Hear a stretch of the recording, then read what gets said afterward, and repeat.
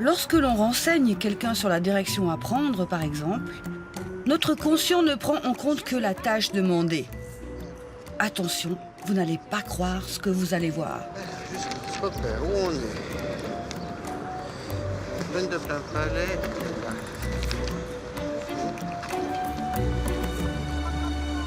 Alors, où on est? Ici. C'est la rue Bergalone.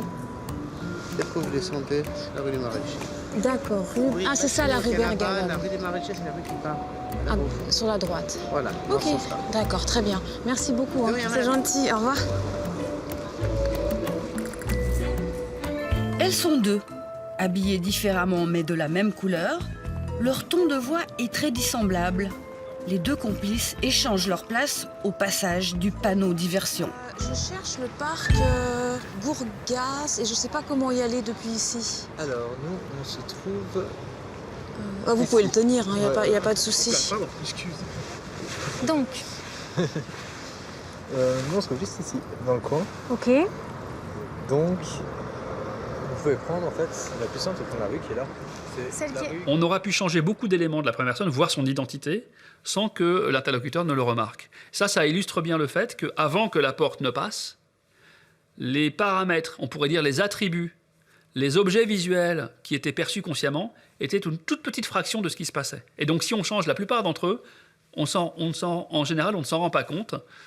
C'est un dernier point qui est illustré par ça, et c'est peut-être le plus difficile à comprendre, c'est que quand nous voyons le monde, nous prenons conscience de très peu de choses, mais nous croyons que nous voyons tout.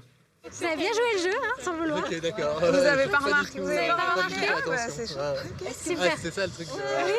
C'est un peu surprenant. Quand même. Voilà. On ne peut prendre conscience que d'une infime proportion des informations qui nous environnent.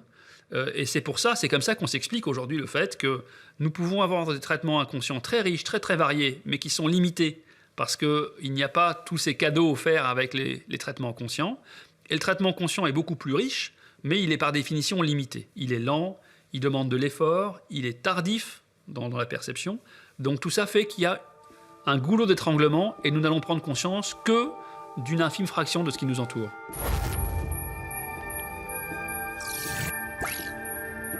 À chaque fois, il va se passer la même chose dans la perception visuelle, c'est-à-dire que notre perception se joue en deux temps.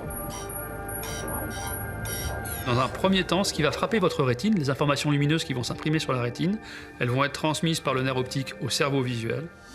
Autrement dit, ce qui se passe dans votre esprit-cerveau à ce moment-là, vous, comme sujet, vous n'êtes pas capable de vous le rapporter, de vous dire « Ah, j'ai vu le feu rouge, j'ai vu tel mot, j'ai vu telle image à la télévision, etc. » Et donc ça, c'est la première étape qui est assez complexe, assez riche, on peut parler de perception inconsciente, et elle va être suivie ou pas d'une deuxième étape qui est l'accès à la conscience, qu'on appelle la prise de conscience.